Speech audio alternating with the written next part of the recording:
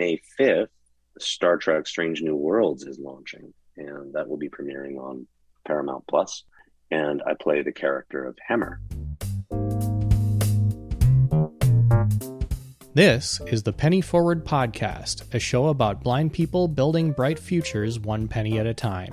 I'm Chris Peterson. And I'm Liz Botner. We are blind people learning from each other how to be successful in our personal, professional, and financial lives. Before we start, we'd like to thank Ron and Lisa Brooks at Accessible Avenue for sponsoring the Penny Forward Podcast. I'm sure many of us have experienced frustration and uncertainty when trying to use public transportation or paratransit services that are either inaccessible or just poorly designed for meeting our needs. Accessible Avenue works with transit agencies and other mobility providers to make transportation services accessible for everyone, including those of us who are blind or visually impaired. Accessible Avenue also works with individuals and organizations who need training or assistance with public transportation problems. You can learn more at www.accessibleavenue.net. We'd also like to thank Kane Brolin of Brolin Wealth Management for sponsoring the podcast. Investing doesn't have to be complicated, and it's never too late to take action. But depending on how far away your goals are, the decisions you need to make will be very different. Kane Brolin is a blind certified financial planner and chartered special needs consultant who may be able to help you no matter how much you have or what stage of life you are in. Learn more by visiting brolinwealth.com or by calling 574-254-7180. This is the conclusion of our two-part interview with Bruce Horak. Bruce is originally from Calgary, Alberta, Canada, where he trained in theater and improvisation. When Bruce was a child, he lost over 90% of his vision due to retinoblastoma, a rare childhood cancer of the eye. Bruce has worked for the last 25 years as a writer, musician, composer, actor, and painter. And most of his work focuses on themes related to vision loss, perspective, and perseverance. Bruce's one-man shows, This Is Cancer, and Assassinating Thompson have been performed all over the world and won major awards. Bruce can currently be seen in Star Trek Strange New Worlds on Paramount Plus, premiering on May 5th, 2022, as the blind engineer Hammer. We're going to learn from Bruce about his life and career and what he feels is key to becoming a successful artist. What were the reactions of people that you met along the way to a guy with very low vision as an actor? That's a very good question. Those reactions are many and varied. I'd say predominantly, I was incredibly fortunate to have a network of support from the early days. Duval Lang, my mentor with Quest Theatre, he didn't see it as a limitation. He saw it as a great opportunity. The first show I wrote for Quest Theatre is called What You Can't See, and it's semi-autobiographical. It's about a kid named Lee who has moved to a new school starting the next day, and he has 9% vision, and he's got Coke bottle glasses, and he's really worried about what the kids at school are going to think of him. And so he tries to hide it. So he doesn't wear his glasses in class, and he gets into all sorts of trouble. And again, this is semi-autobiographical. And that particular story, that particular narrative of trying to hide it and trying to fit in as best I could is really a story of most of my childhood.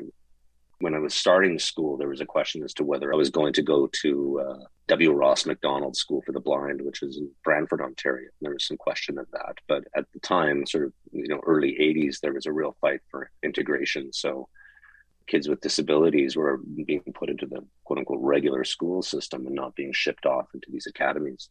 My parents really fought for that. My aunt and uncle fought for that as well. So I was in a classroom with these heavy Coke bottle glasses, and I couldn't see the board. I would have to sit right in the front row, the front seat, and the teacher would write something on the board, and I would even have to get out of my desk and walk up to the board. So I'd be 6 inches away from the board in order to see the thing. And so it was really slowing down the education. And then the technology started to catch up. So I got a little telescope and I was able to read the board from further away.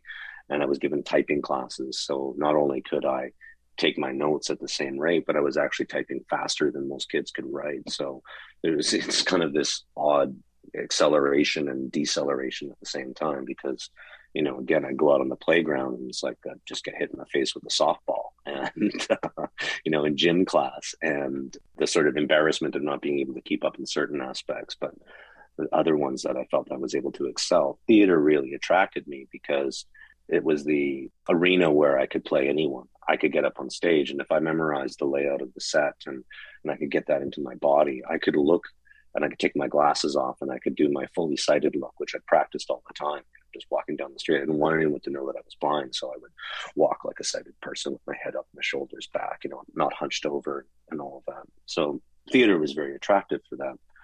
With speaking of the professional highs and lows of it, it is a field that is full of rejection, whether or not you're able-bodied. Very early on in my career, the lessons come at you hard and fast, where you go and you spend weeks working on an audition piece and you go into the room and you think you've nailed it and it goes to somebody else. And, why, and all those questions. But I think if you live your life on those rejections, you're really not going to leave the house. And theater just gave me a tougher skin a lot sooner. It was probably a year after I graduated from theater school. And I had managed to get a few parts. I always got cast as the old guy because of my voice, and I had to put makeup in my hair to make me look older and all that fun stuff. But it was about a year after theater school, and the phone wasn't ringing, and I'd gone out for auditions and hadn't gotten cast in anything. And I thought, oh, I made a horrible mistake. But no, first of all, I'm no good at this. And then second of all, it's got to be because I'm a blind guy, and then just some friends and I sat down and we started talking about, well, then if the phone isn't going to ring, we're going to have to create our own work. And that's really been the hallmark of most of my career, is that if the phone isn't ringing, then I've got the time to write another show, to rehearse something, to create another piece, to find another avenue, because sitting around waiting for the phone to ring is just total exercise in frustration. We'll continue our interview in a moment. But first, when it comes to money, do you feel a little lost? When you're in an unfamiliar financial environment and need a hand understanding the lay of the land, Penny Forward is here to help. Our online courses, members group chats, and access to one-on-one coaching help you build your own bright future one penny at a time. It's easy to sign up and cancel at any time, and memberships are just $9 a month or $99 a year. Visit pennyforward.com/membership to join us today.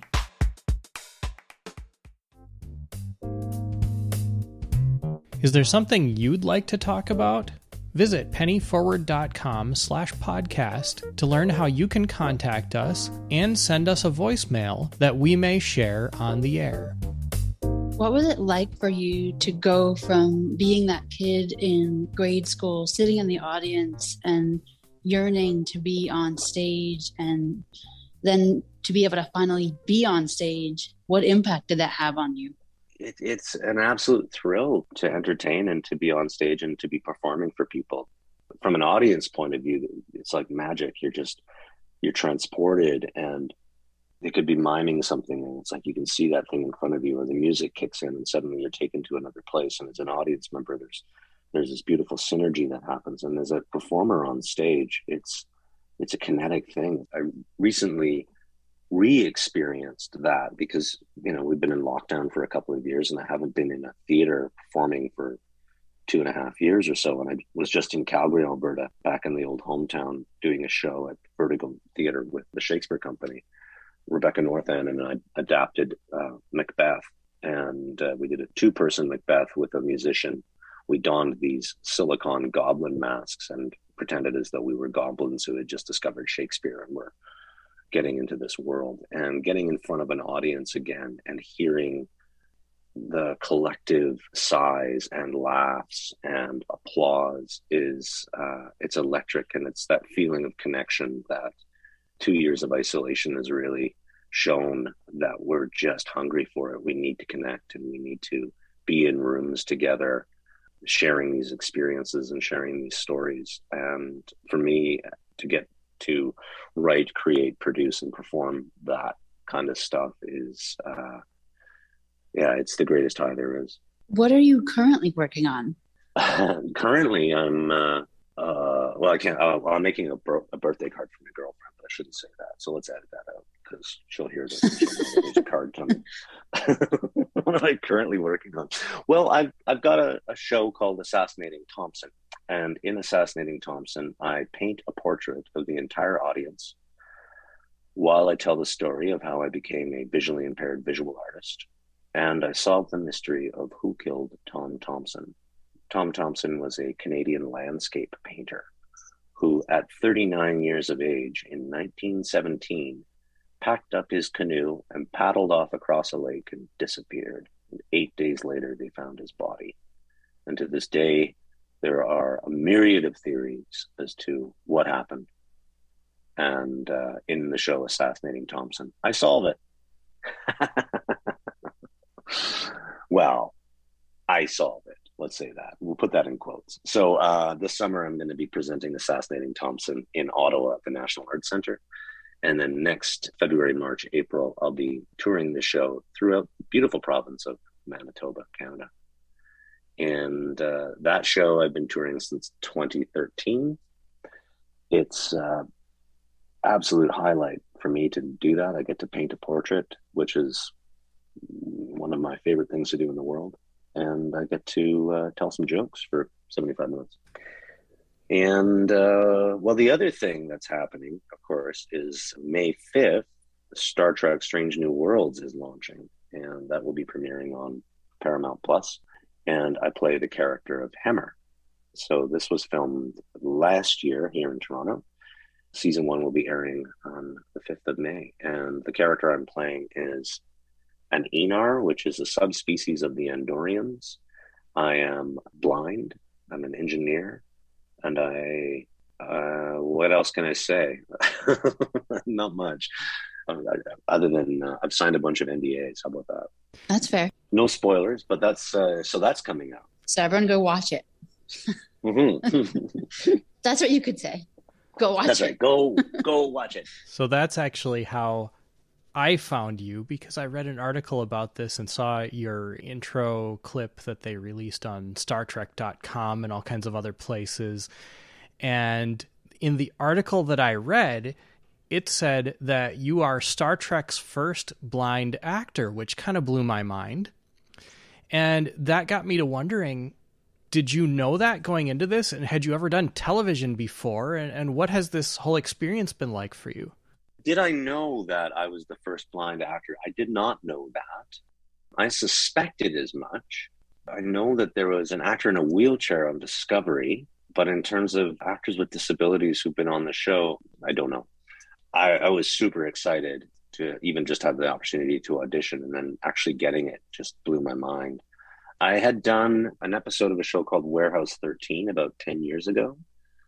And I did a short film called Gitch, and that was around the same time, probably about 10 years ago now, or 12 years ago now, I guess.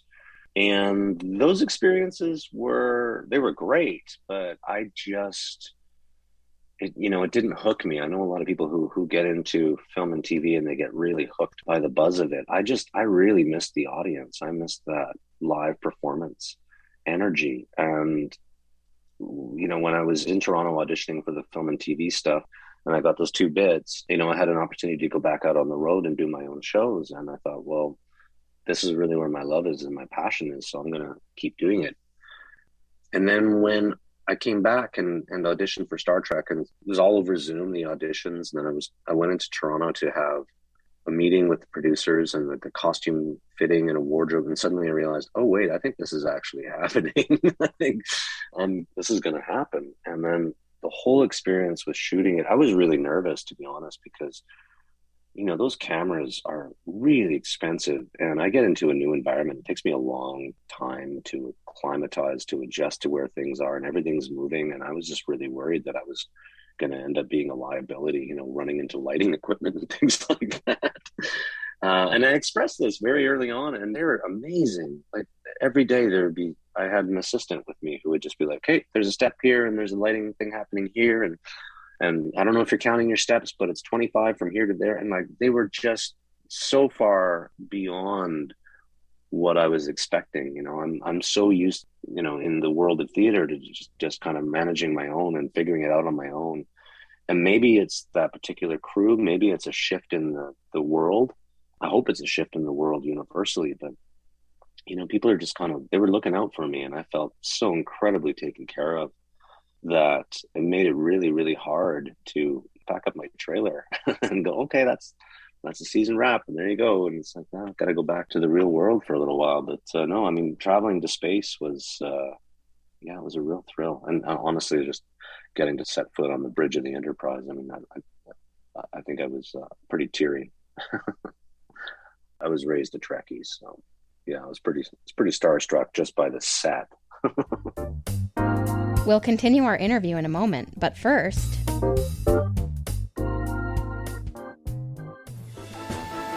Editing podcasts is a lot of hard work. And let's face it, you've got better things to do. Let SuperBlink remove those ums and uhs out of your podcast so that you can convey your message more efficiently. For more information, visit superblink.org. Is there something you'd like to talk about? We'd love to hear from you. Visit pennyforward.com/podcast to learn how to contact us or to leave us a voicemail that we may share on air. You've touched on this a little bit, but what is next for you? Well, producing Assassinating Thompson this summer in Ottawa, and then the Manitoba Theatre Centre tour next year in Manitoba. I mean, there's a lot of irons in the fire, but in terms of what is actually signed, sealed, and delivered, those things. I have an ongoing portrait project that I've been working on since 2010. My goal is to paint 1,000 portraits. And where am I at now? I'm almost at 700. So I'm getting there, slowly but surely. And since the pandemic, I've actually been doing them over Zoom, which has been amazing, because usually someone would come and sit with me in a studio and take maybe an hour and a half or 2 hours to do a portrait. But now I can do it over Zoom, and they can be anywhere in the world, which is just amazing.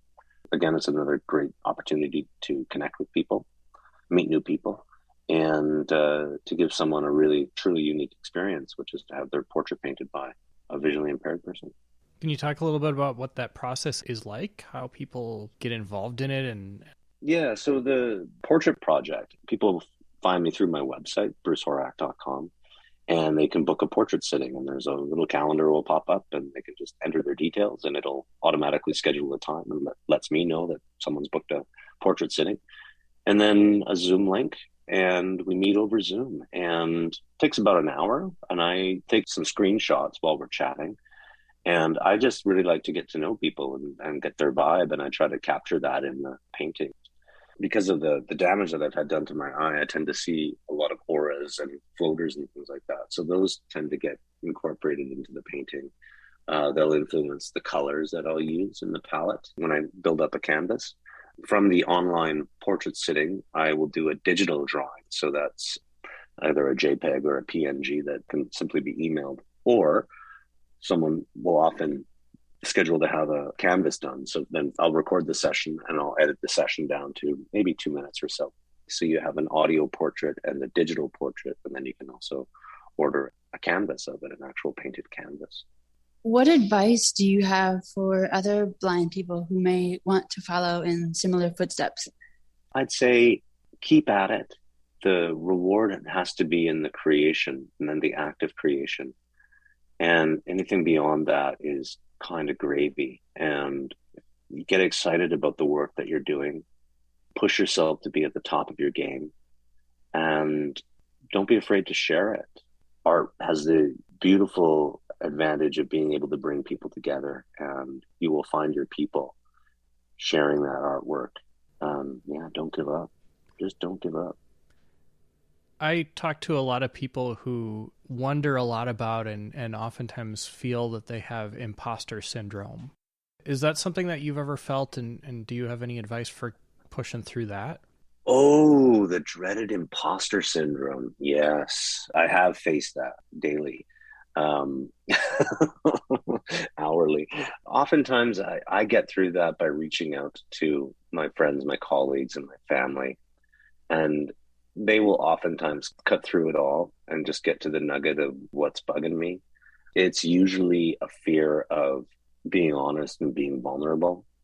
And when I'm truly honest, when I'm truly vulnerable, that's, I think, ultimately, yeah, it's a bit like exposing your soft belly, but you'll be amazed at who comes along and rubs it. Oh, that's a dog thing. No, it's more than that. It's when you're honest and when you're vulnerable, it allows other people to be the same. And imposter syndrome, there's a real fear barrier that has come up. And yeah, you just got to go through it. You just absolutely have to go through it, because what's on the other side is gold. Well, Bruce, thank you. I cannot tell you how hard it was to resist making this whole thing about Star Trek for me, but but I really appreciate you coming on, and your advice is gold. Thank you so much. Well, it's absolutely my pleasure. Yeah, and if there's anything else, just feel free to reach out. Hey, can you tell people where they can reach out, follow you, support you, all that kind of thing? Yes, you can find me at Bruce Horak at, I'm on Instagram at Bruce Horak, and Twitter, Bruce Horak, and Facebook at Bruce Horak Paintings. I've also got a website. That's probably the best place to find me, which is just brucehorak.com. That's HORAK.com. And reach out, send a message. I've got a monthly newsletter that I send out called the Hobo Sapien Chronicles. I started referring to myself as a Hobo Sapien back in 2010 when I put all my things in storage and hit the road and just went gig to gig for like 10 and a half years until I landed in Stratford, Ontario. But I still continue the monthly chronicle, and that's gives you a update on what I did for the last month and what I'm going to be doing, and also some thoughts and musings on the creative life. And I've also got a Patreon account, and huge thanks to my patrons, because that's a big part of how I feed myself. And if you sign up for Patreon, you get a original work of art every month in the mail. But also I do weekly updates and behind the scenes stuff on work in the studio. And what else can I tell you? Book a portrait sitting. It'd be great to sit with you. Thanks. Thanks again, Bruce. Thanks, Chris. Is there something you'd like to talk about? Visit pennyforward.com/podcast to learn how you can contact us and send us a voicemail that we may share on the air. And while you're there, please leave a small donation to support our work to develop accessible and affordable financial education products for people who are blind. The Penny Forward podcast is produced by Liz Botner and Chris Peterson. Audio editing and post-production is provided by Byron Lee, and transcription is provided by Anne Burdine.